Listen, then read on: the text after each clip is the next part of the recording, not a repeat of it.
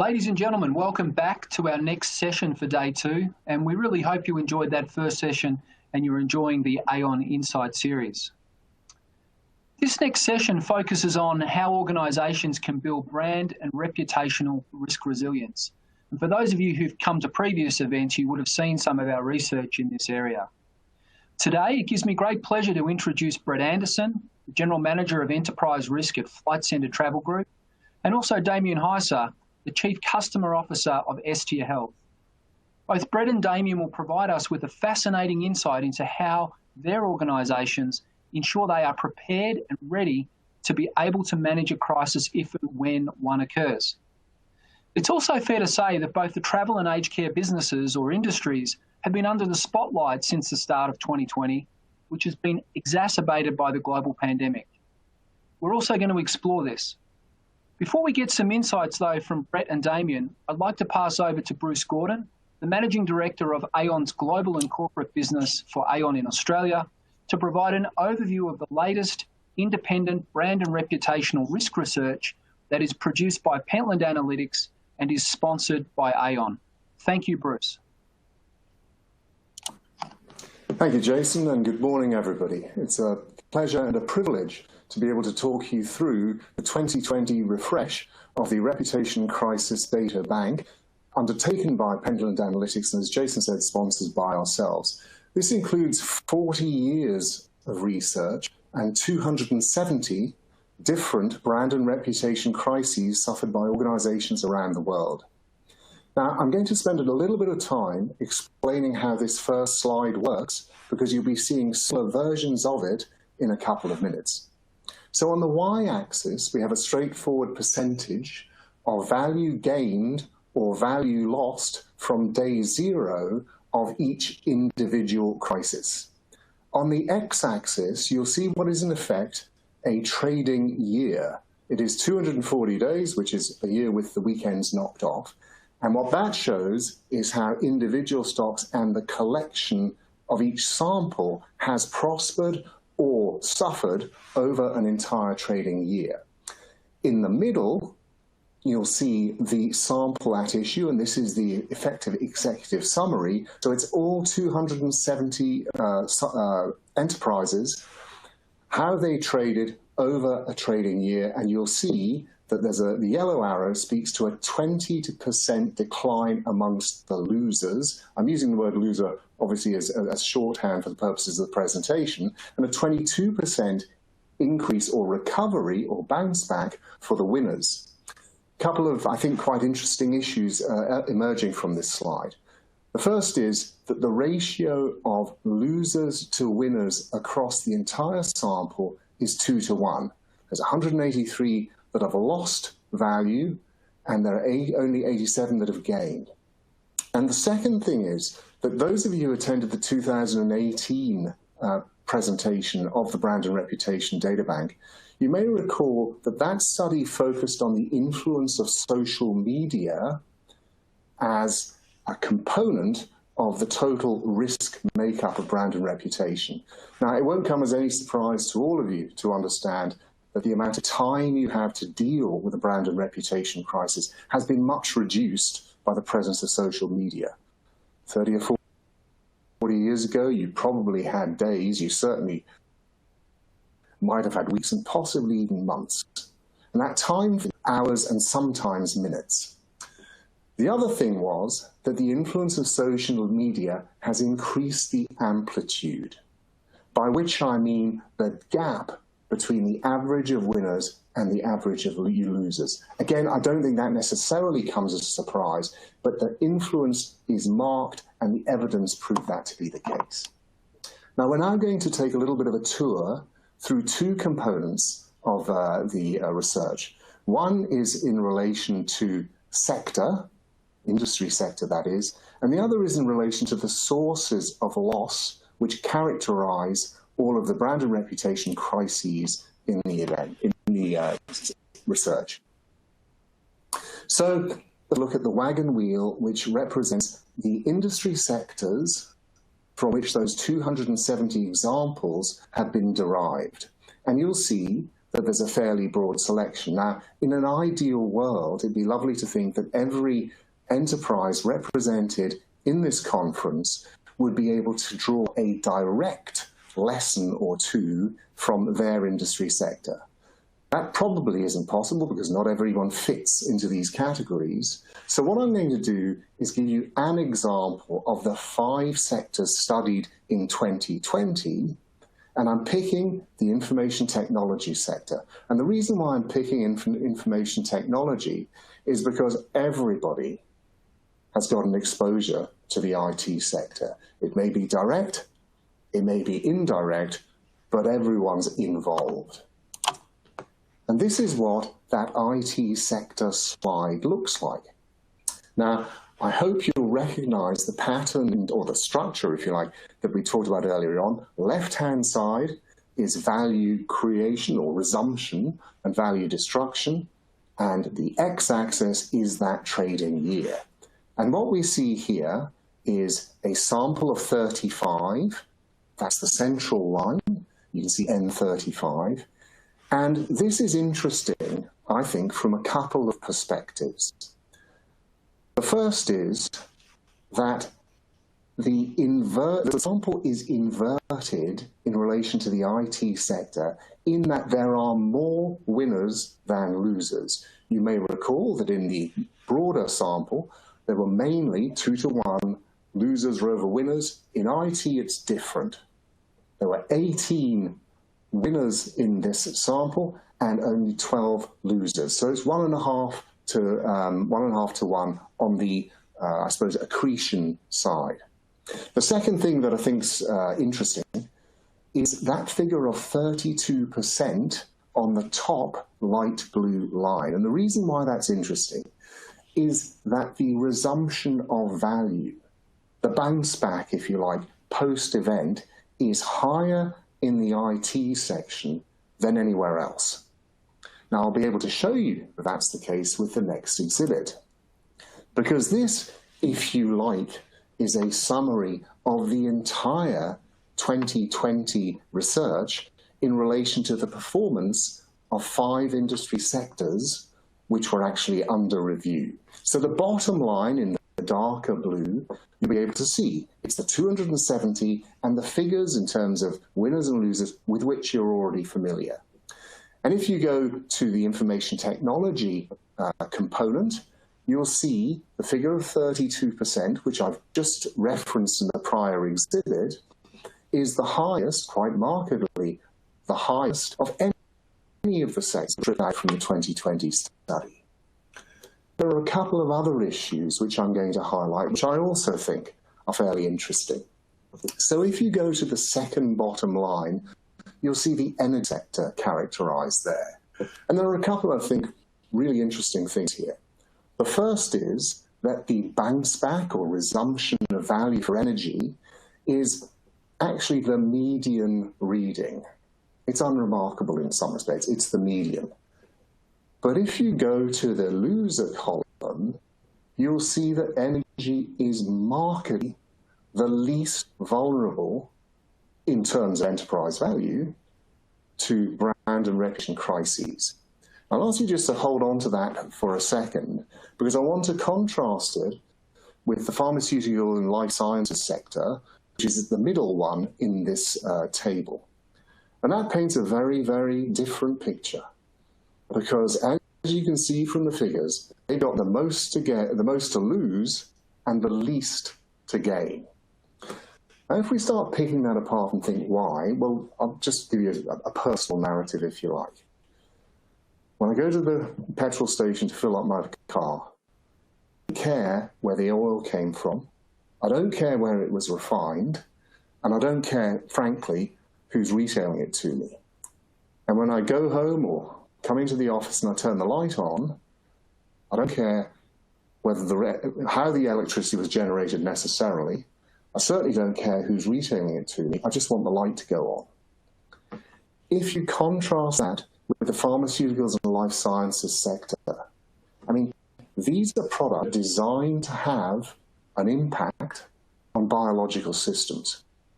And people, and therefore markets, are going to be much less forgiving of a defect in that product, whether it's actually been ingested deliberately or involuntarily.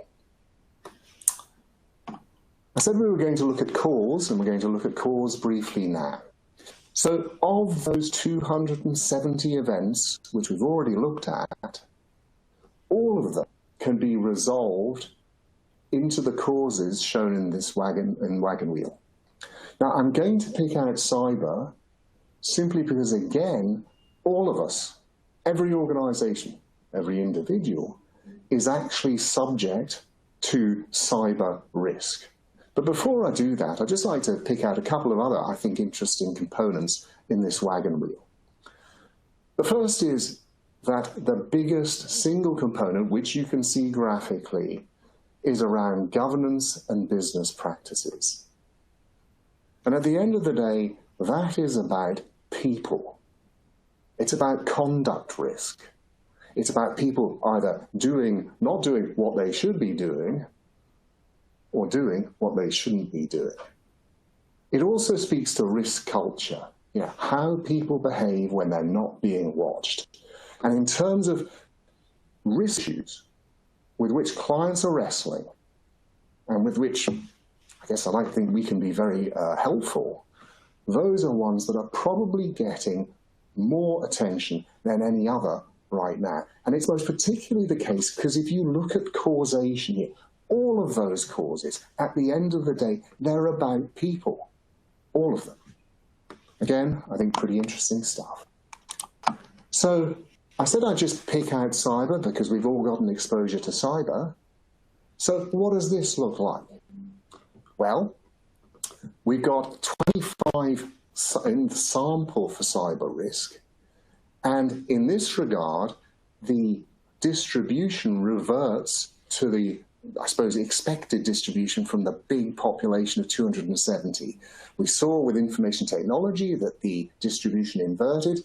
Here, we're back to normal. There are 2 losers for every winner. And I'd say the reason for that is because this isn't the information technology sector, it's us.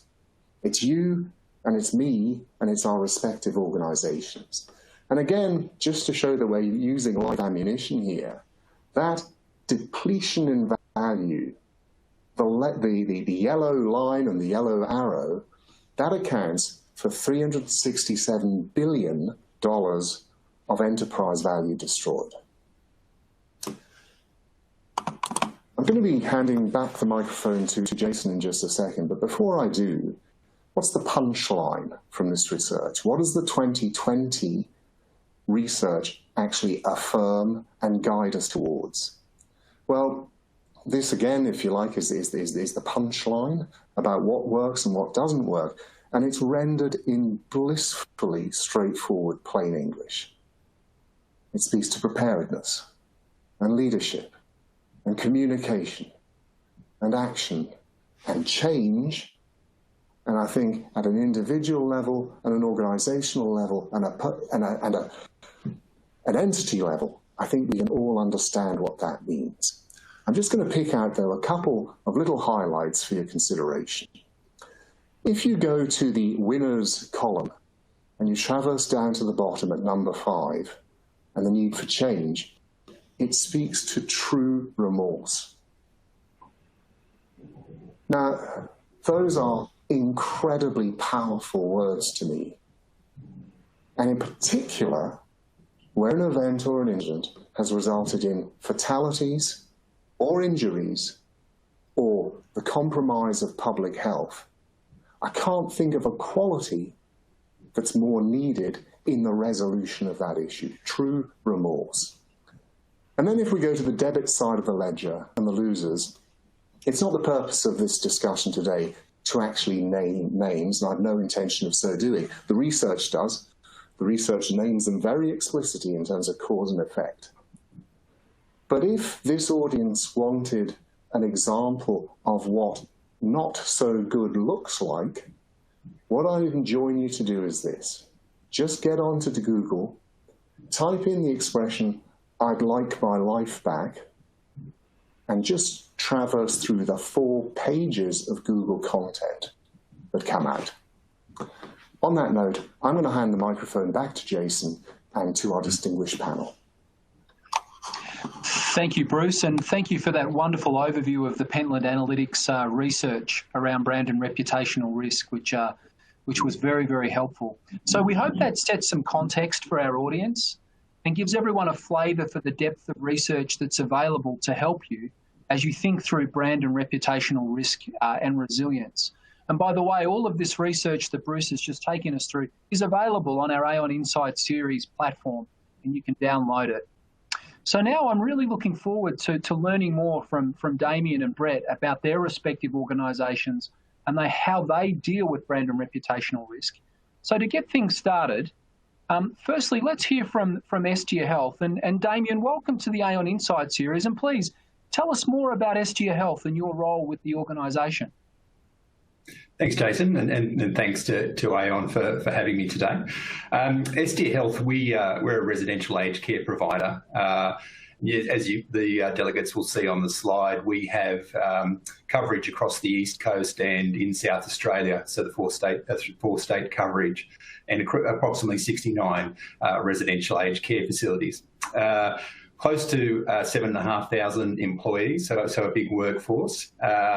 We're also listed on the Australian Stock Exchange, which that occurred in 2014, and we're only one of 3 listed providers in the aged care space.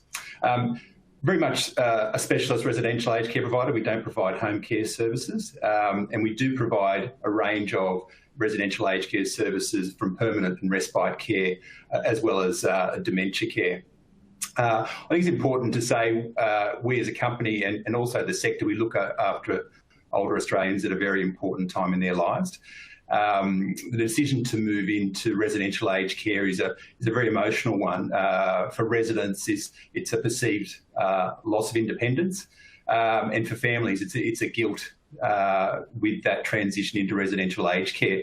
So my role as Chief Customer Officer, I work across client relations, so very closely working with our residents and our families and aiming to provide a positive experience. Also work very closely with our healthcare partners in our local communities through our client relations teams.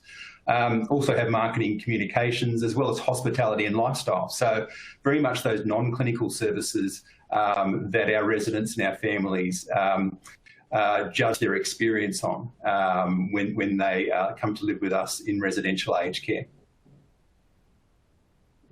Great, thanks, Damien. Thanks for that overview, and we're really going to dive in a little more detail into some of those areas in a few moments. So thanks for that introduction. Brett, let's shift over to you now for an introduction about Flight Centre. Can you tell us a little bit more, obviously, about the organisation and your role specifically within the organisation and what it involves, please, Brett? Well, thank you, Dan, and it's great to be here. It's I feel like a bit of a teach with this slide, talking about Flight Centre. So I'm going to talk about Flight Centre in 2 parts, maybe. Flight Centre before COVID and the Flight Centre now. So Flight Centre, the story of Flight Centre goes back to before the 80s, actually, when Screw Turner and Spy Lomas, a mate of his, saw a bus in a paddock in the UK and started off top deck tours. Soon after that, Screw came back and with a few other founders opened up the first flight shop in Australia in about 82, I think it was. Since then, we've grown continually to, I think, in 2019 we're a $23 billion turnover business. We had about 30 brands globally. We were equity-owned operations in 23 countries. We had about a network of FCM businesses across 90 other countries. We employed about 20,000 employees across about 2,500 stores. So it was a great story, and it's, I've been with Flight Centre for 19 years, and as the General Manager of Enterprise Risk, I really take a global view around the risk governance and risk framework across the organisation. But then, of course, in February, COVID hit. So what you see there is not what currently Flight Centre looks like. So very quickly, just since COVID, we've reduced our costs by about 7%. We've had to stand down or terminate 2/3 of our workforce. We've reduced our store footprint by over 50%. Turnover is negligible, although there is some green shoots. I think in July we reported that we had turnover about 7% of the prior year, volumes. So Flight Centre today looks a lot different to Flight Centre of yesterday, but we're all quite confident that we will come back. So yeah, I'm hoping that we'll be able to tell that same story again in 12 months' time. Yeah, thank you, Brett. And I can honestly say, and I think there'd be a lot of people on this panel discussion today that have obviously had to come back to Flight Centre for refunds, you know, for cancelled trips. And it's fair to say that, you know, the funds have been refunded back to the customers. And I know from my perspective, that's been a positive experience. So, you know, well done to Flight Centre in what was obviously, is obviously very challenging time. So we're going to come back and explore a little bit more of that in a few moments with Brett. But if we just shift over to back to Estia Health, Damien, let's go back into your industry and can you give us a bit of an overview of how Estia Health analyses, quantifies, and mitigates the risk associated with the damage to your brand and reputation? Yeah, thanks, Jason. Look, as talked about, the residential aged care sector, most people would know about the residential aged care sector at the moment with the Royal Commission that is coming to a conclusion and Council Assisting's report coming out last week. So very much from a reputation perspective, people are very, very aware of the sector. We're also in a fairly highly regulated industry, so we have to manage and mitigate risk from that perspective, and also you know, a listed provider, transparency is key for us. So really sort of managing multiple stakeholders from an organisational perspective. Our risk management framework is headed by the Board Risk Committee, which meets monthly, and we have two management committees that report through that. One's the Clinical Governance Committee, and that really, given the nature of our business, which is clinical care delivery, and more so our residents are coming to us frailer. So that Clinical Governance Committee is independently chaired and reports into the Board Risk Committee. We've also got our Executive Risk Committee, which actually examines, regularly examines our risk profile of new and emerging risks, and we might talk about the pandemic a little bit later on. But the Executive Risk Committee sort of has reflection in our business across our decentralised business units. So I think it's you know, important to say that our 69 homes all operate independently because they all operate in their local communities where reputation is absolutely critical, and that impacts not only on their reputation but their occupancy and their relationships with their health partners. So our risk management framework is mirrored at the home level across everything from WHS to quality improvement. And that's actually supported by quality business partners who conduct audits to ensure that that quality improvement continues at the home, that they're addressing risks at the home level. And also from an organisational perspective, it actually gives us a greater transparency and clarity on the risks that exist not only at our homes but from an organisational perspective. So the Executive Risk Code can actually address those, and that our board, Board Risk Committee, and our board ultimately has that oversight and governance of it. So it's a large framework, but it's important that from a reputational perspective, what's happening on the ground and those risks and those issues are very clear all the way to the executive and to the board. Yeah, absolutely, Damien. Thanks for that overview there. And obviously, brand and reputational risk is a key exposure for Estia Health. And you mentioned the Royal Commission, but you also made brief reference to the pandemic, Damien. And I know, your industry, is under a lot of pressure because of the pandemic, and obviously the frequency of people that are having to come into the homes. Has the COVID-19 pandemic had any impact on how you manage brand and reputational risk, Damien?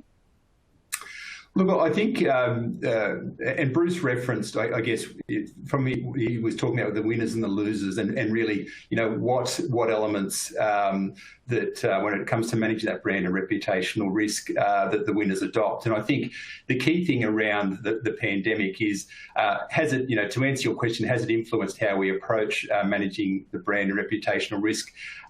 Not really. I think those key elements of preparedness, back in January, when it was obviously clear that WHO labelled COVID-19 as an emerging global pandemic, we started re-examining our business continuity plans with very much a pandemic risk focus, engaging expert consultants to assist us with that. I mean, as a business, we manage infectious diseases on an annual basis, but we had to actually take our infection prevention and control education to a new level that reflected COVID-19. And, you know, back in January, we knew so little about COVID-19, and as the months have progressed, we've discovered more. But I think we knew we had probably two aims. And the first one was to keep the business running. We have two central services officers that support the business. So with movement orders in place, we had to start to work remotely. Had to actually make sure that our cybersecurity was bolstered. And interesting that Bruce mentioned that before. But probably primarily the main objective was to keep COVID-19 out of our homes. And we had to take a lot of steps to do that in terms of preparedness. We had to make sure that our staff felt supported. The leaders in our homes were aware of both the emerging risks and what they needed to do to prepare and ensure we kept COVID-19 out of our homes. We had to make some visitation restrictions for our families, but we also then needed to supplement that with virtual contact, and we appointed resident liaison officers in the home. So I think from a preparedness perspective, we prepared across the board. We offered our staff quarantine leave so that they felt that, you know, if they had any symptoms, that they didn't come into our homes and bring, you know, the perceived risk from community transmission into the homes. Obviously, leadership, weekly calls with our leaders in our homes to give them briefings on really how the COVID-19 risk was emerging, the work that we were doing, and the things that they needed to implement at a home level from an infection prevention and control perspective.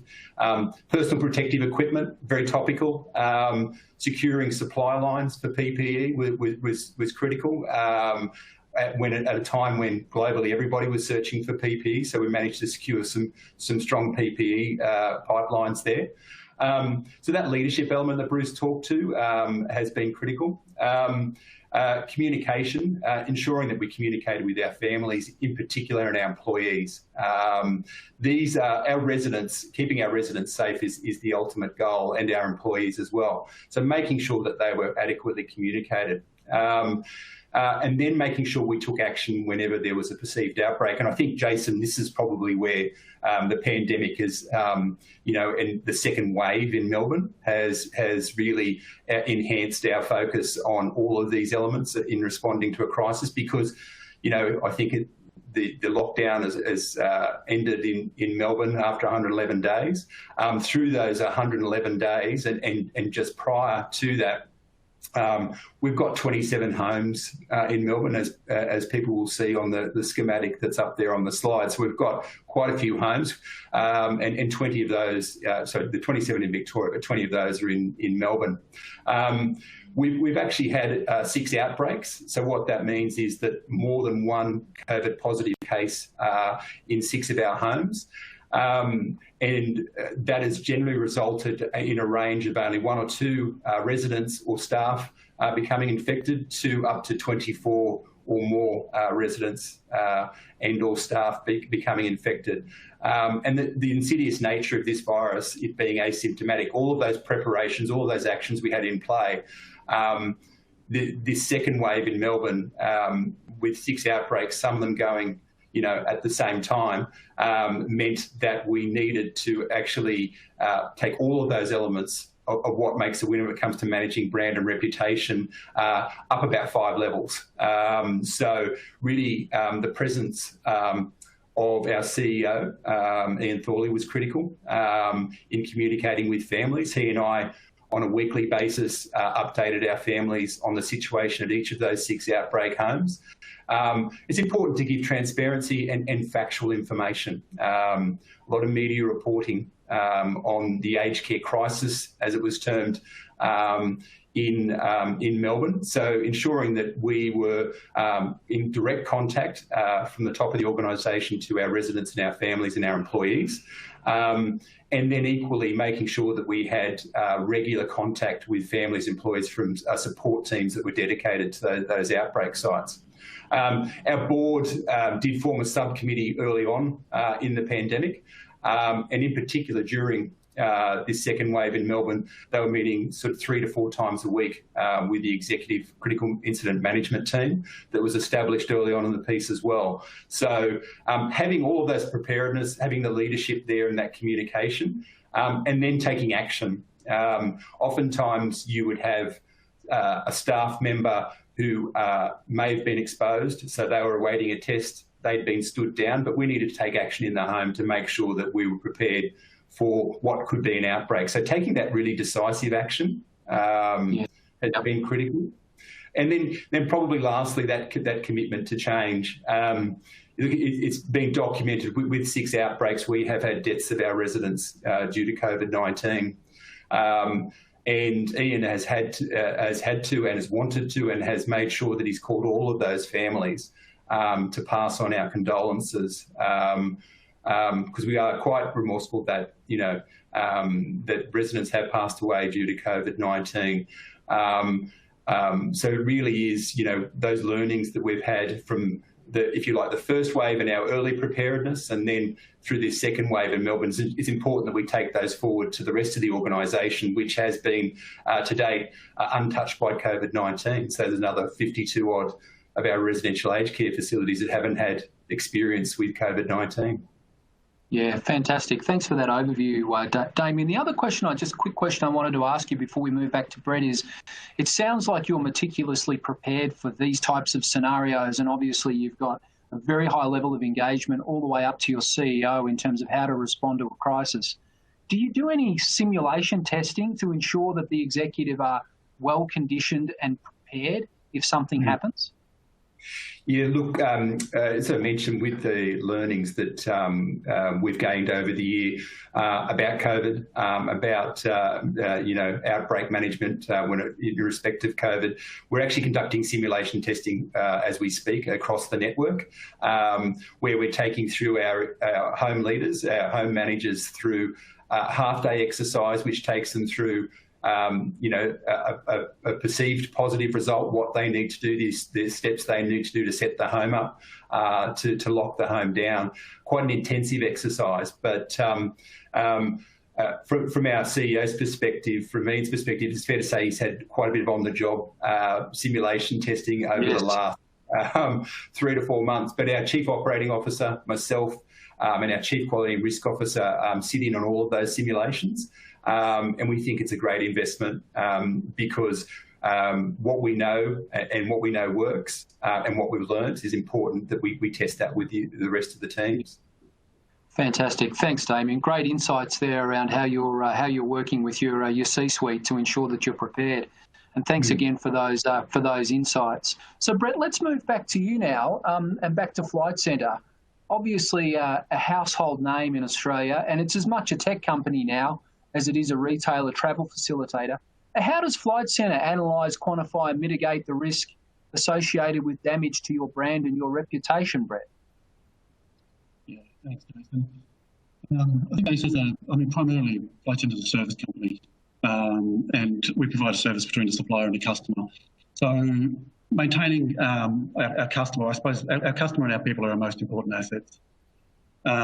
Maintaining the integrity of our brands and reputation is absolutely crucial to ensuring that we can retain and attract both customers and people. So it's really important to us to manage reputation risk. I think reputation risk is one of those interesting ones, Jason. It's a lot about how you manage your risks, because a lot of those risks can impact your reputation.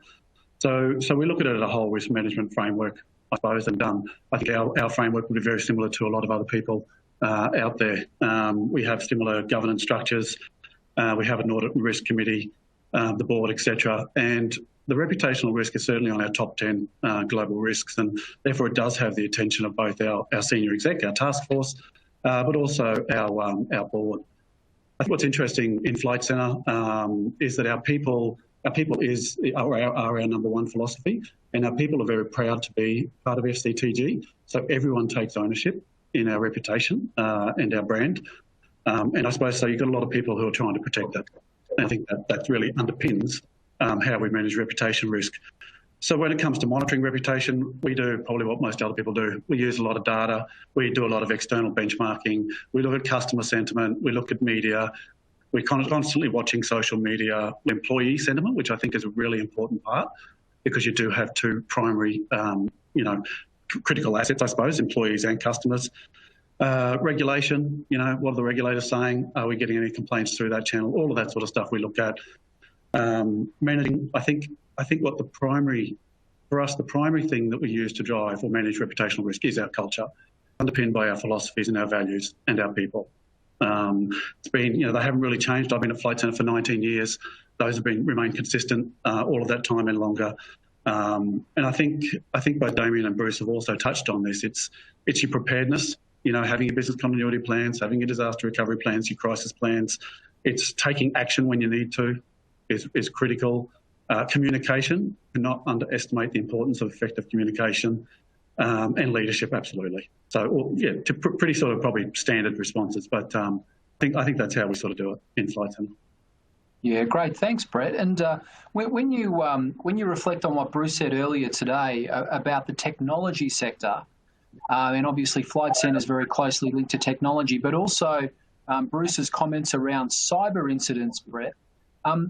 How does Flight Centre go about trying to manage those types of exposures, and what are some of the processes that you go through to try and protect your brand or your reputation in the event that there is some sort of cyber scenario within the business? Can you give us a bit more context there? Yeah, sure, Jason. Hopes and prayers is pretty much no. That's not true.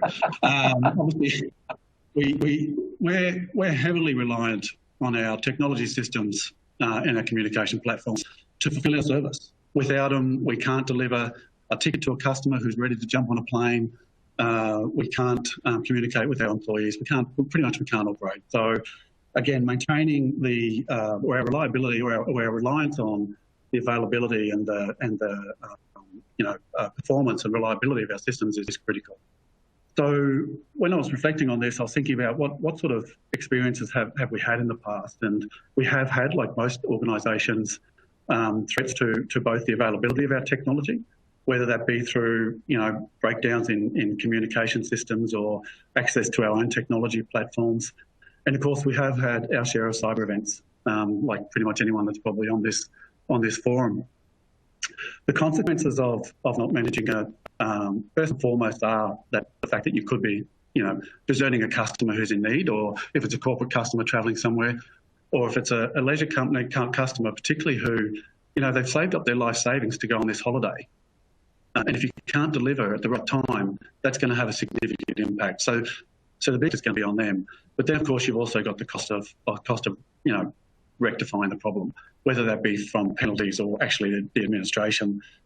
So I think what we really do, besides all the standard governance and risk management activity that we have in place, which I'm not going to go through, I think it really comes down to a few key things. When I think about examples of crisis or incidents that we've had to manage, I think what we've learned really well is, first of all, identifying the right people in your organisation that you need to have in the room. Make sure they're in the room, make sure they're the decision makers, completely informed and aware of what that business is or the business that's been impacted, just so that you can make quick decisions and you can respond. The second and really important is effective communication. I think Bruce or Damien touched on it before. Transparency is critical, I think, when it comes to managing these sort of risks, whether it be, as I said, a loss of technology or a loss of personal information of our customers or our people. We take the protection and use of that really, really seriously. So if that gets compromised, it's a big risk for us. So you need to be able to, once you've got the right information, you need to make sure you've got effective communication plans in place to communicate not only with people who are impacted, but also, and this is probably a lesson we've had from the early days, also make sure that the people who inside your business who need to know are aware as well. Because the first thing a customer's going to do is contact their travel manager. And if their travel manager is not informed, you've just created a whole nother raft of problems. So you've really got to make sure that your communication plan is not just directed to the people who are impacted, but all of the key stakeholders that need to be aware. I think the other thing we've learned is take a customer-centric view and show empathy.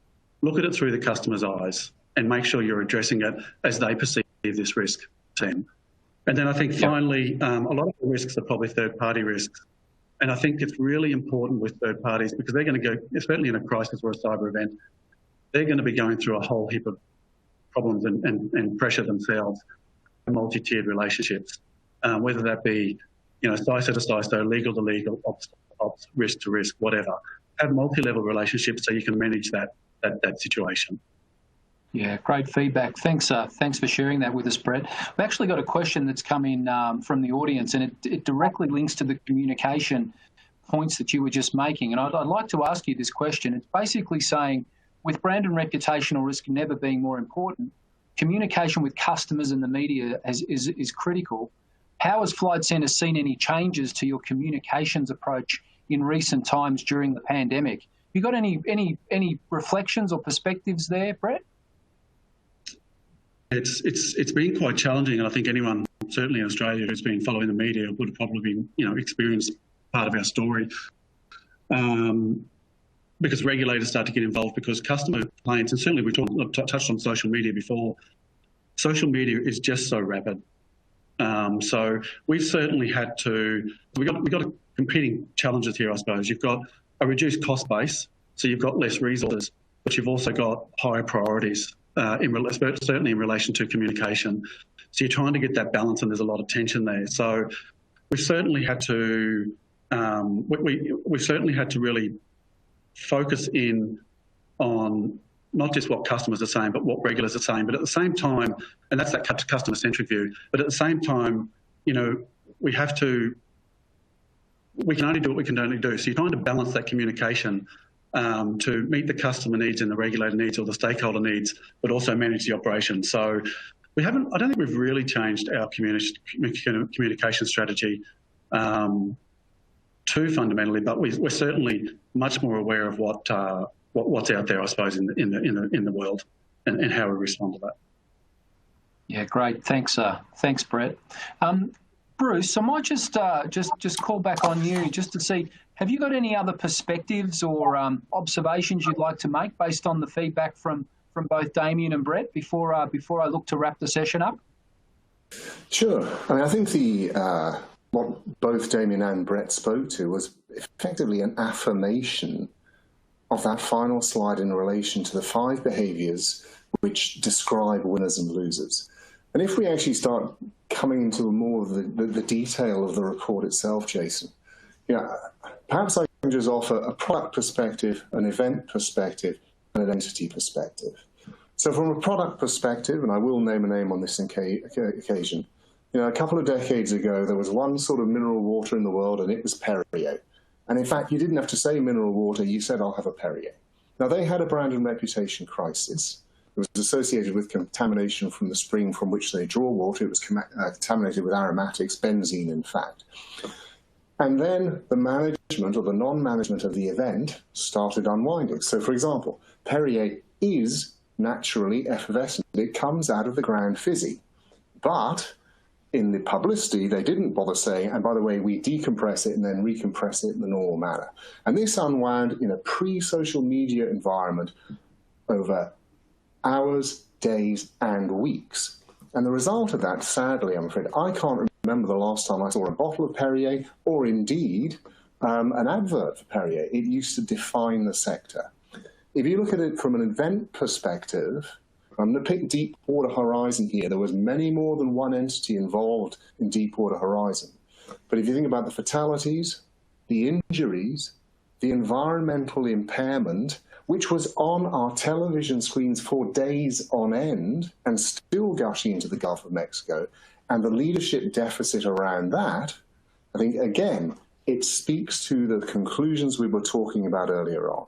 And then finally, to finish on a positive and affirmative note, if you think of Johnson & Johnson, because they pretty much laid the ground rules for successful brand and reputation risk management with the product recall of Tylenol a few decades ago, and effectively repeated that success recently with the issue associated with talcum powder. So 3 different cuts, but all of them speak to the issues which Brett and Damien have just spoken to in terms of the management protocol. And if I can just finish off, Jason, true remorse. Plain English, incredibly powerful. Yeah, thank you. Thank you, Bruce. Thanks for those perspectives as well. There's been a whole range of different questions come in. One of the more interesting ones was, is brand and reputational risk insurable? We're not going to go into that in a huge amount of detail here. The answer is yes. Elements of it are through different types of insurance policies or insurance products. But we can certainly provide more information about that at the request of people that are on the call. So I'm very conscious of time, and we've already gone through a few questions and got a few perspectives. So thanks to Damien and Brett for those. But basically, what I'd really like to say here is, as Bruce mentioned, in his comments, is that it's pretty clear that CEO communication and remorse is something that is so critical to really show the hallmark, if you like, of an organisation that can recover from the brand and reputational event. We heard a lot about that from Estia Health today, about how they've actively managed if something does go wrong, which was a terrific insight there. And Brett's also given us some good insights into how Flight Centre have tried to manage their risks around the pandemic and tried to engage with customers as effectively as they can. So I think most importantly, when we look at those hallmarks of what we say are people that succeed out of crises, or those hallmarks around organisations that don't succeed, these two organisations we've showcased today have hopefully given you a great insight into how organisations can manage their brand and reputational risks successfully despite a crisis. So Brett, Damien and Bruce, thank you so much for joining us today and what was a great insight into how Australian companies are doing their best to manage their brand and reputational risk in the current environment.